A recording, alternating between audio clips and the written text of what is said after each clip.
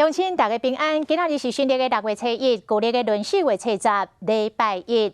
后来这个喙암今仔日解禁咯，也就是讲，大家除了照常会当用健保卡，2礼拜买9片的喙암之外，打来这个喙암嘛会当自由买咯。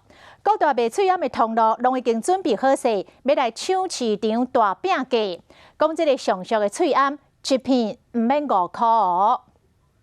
6月1号开始呢，除了实名制买口罩之外，也可以在一般的通路上购买到口罩。这个价格虽然是比实名制贵了一些，但还是吸引不少民众跑来购买。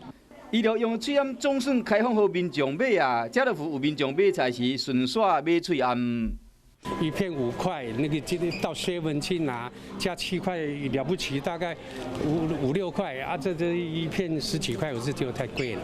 家乐福先卖18000包5片到1片一组，平均每片是9块9到15块8，收较贵，不过不是调工起价要赚灾难财。在防疫之前最后一批的货量，那当时它是属于进口的口罩，所以它本来就是在其他通路固定这个价格，我们没有做那个调整。 业者讲是中国制造，不过是日本减价，所以讲价销较贵。这摆4大超商嘛加入战局，价销拢无超过6块。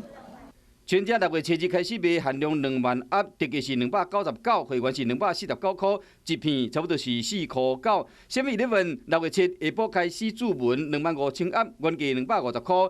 智能付款的方式是237块，无限量，一片只要4块7，是超商上俗的。那府6月初1开始卖，全台湾限量是2万盒，特价299，一片是5块9。OK 是6月初3卖2万份，一片也是5片一组，价销还未定。